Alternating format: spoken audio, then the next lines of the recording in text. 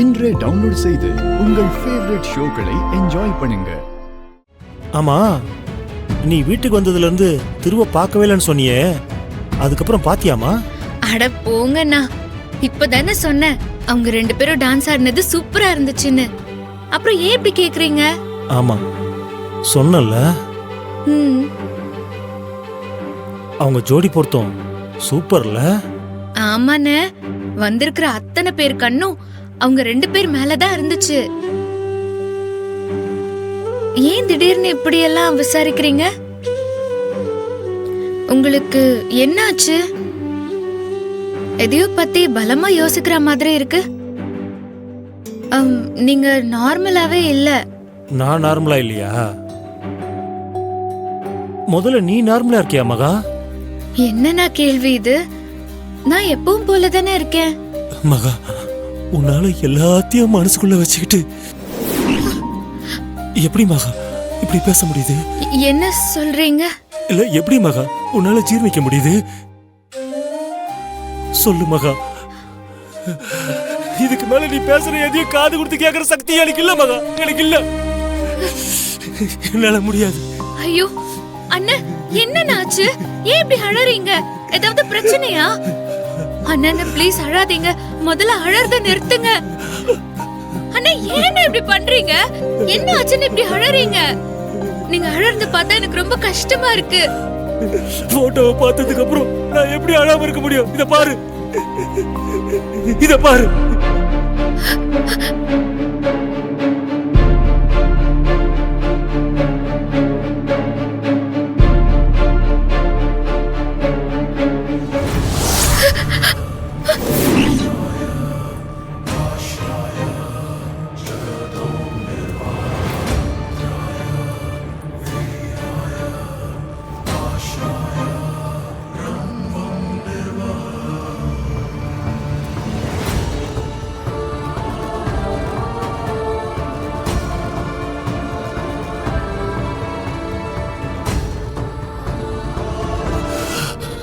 நான் இப்ப என்ன பண்ணுவேன்? இப்ப என்ன பண்றது ஒண்ணும் புரியலையே. இப்படி ஒரு விஷயம் இருக்கிறது எனக்கு தெரியாமலே போயிருக்கலாமே. கடவுளே, இதையே எனக்கு தெரிய வச்சுட்ட. எனக்கு ஏன் தெரிய வச்ச?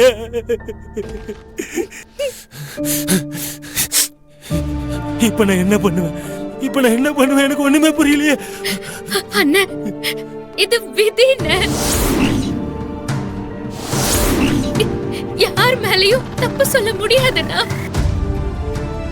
இப்ப நினைச்சாலும் நடந்து முடிஞ்ச என் கல்யாணத்தை என்னால நம்பவே முடியல. என் வீட்டுல இருக்கிறவங்க கஜேந்திர மாமாவை கல்யாணம் பண்ணி வைக்க திட்டம் போட்டு என்ன ஏமாத்த இவர போட்டோவை மாப்பிள்ளைன்னு காட்டினாங்க. கல்யாணம் நடக்கிற அன்னைக்கு மாப்பிள்ளை வரலன்னு சொல்லி கஜேந்திர மாமா என் கழுத்துல தாலி கட்டுற மாதிரி ஏற்பாடு பண்ணி வச்சிருந்தாங்க. ஆனா விதி அன்னைக்கு இவர் அந்த கோயிலுக்கு வர வச்சது.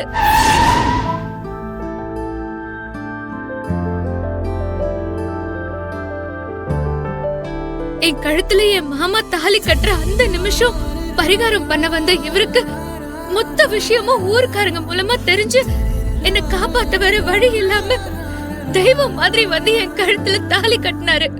அதுக்கப்புறம் நான் அவரு கூட இந்த ஊருக்கு கிளம்பி வந்தப்பதான் அவர் வாழ்க்கையில வேற ஒரு பொண்ணு இருக்காங்கிற விஷயம் எனக்கு தெரிஞ்சது. ஸ்ரீக்கும் திருவுக்கும் இந்த நிச்சயதார்த்தம் நடக்கவே கூடாது. நடக்கவும் விட மாட்டேன் மகா.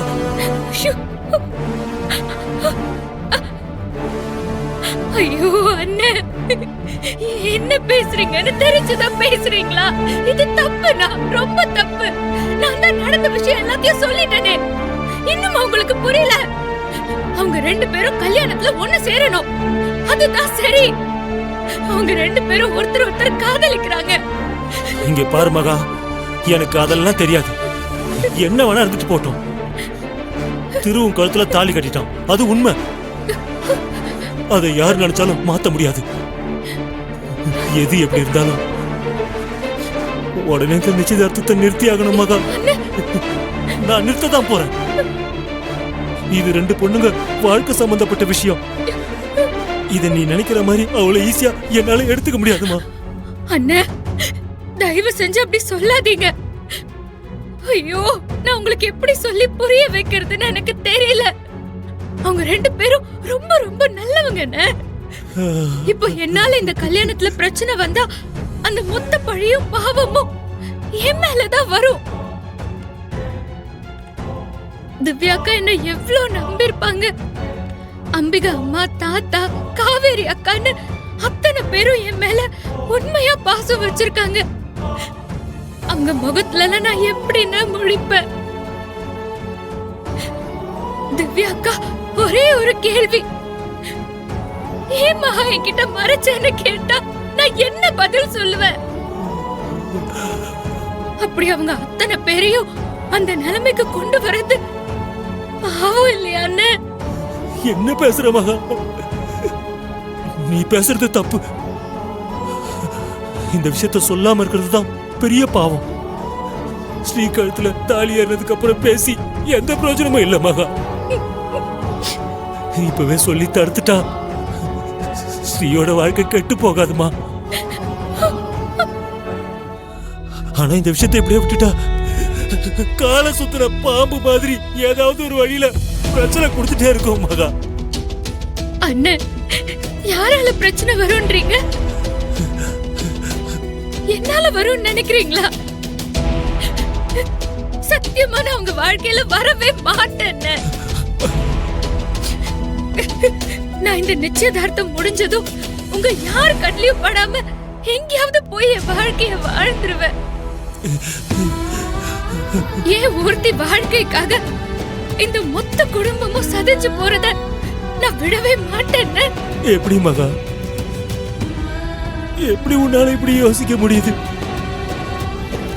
இது நீயே உனக்கு செஞ்சுக்கிற பாவம் இல்லையா? இல்ல தெரிந்த உண்மையை மறைச்சு ஸ்ரீய கல்யாணம் பண்ணிக்கிட்டா அது உனக்கும் ஸ்ரீக்கும் சேர்த்து திரு பண்ற துரோகம் இல்லையா?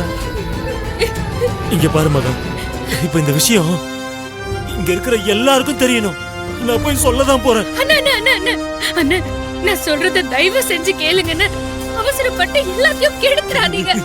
இந்த வீட்டு உப்பு சாப்பிட்டு வளர்ந்தவர் நீங்க. அதனால நீங்க இப்படி பண்ணா இந்த குடும்பத்துக்கு நீங்க பண்ற துரோகம் ஆயிடும். என்ன பேசுற மகா? நான் உண்மை தெரிஞ்ச இவ்வளவு பெரிய விஷயத்த இந்த குடும்பத்துக்கிட்ட மறைக்கிறதாமா தப்பா இருக்கும். அதுதாமா நான் இந்த குடும்பத்துக்கு செய்யற பெரிய துரோகமா இருக்கும். உண்மையிலேயே இந்த குடும்பத்து மேல விசுவாசம் இருந்தா நான் இது எல்லார்கிட்டயும் சொல்றதுதாமா சரியா இருக்கும்.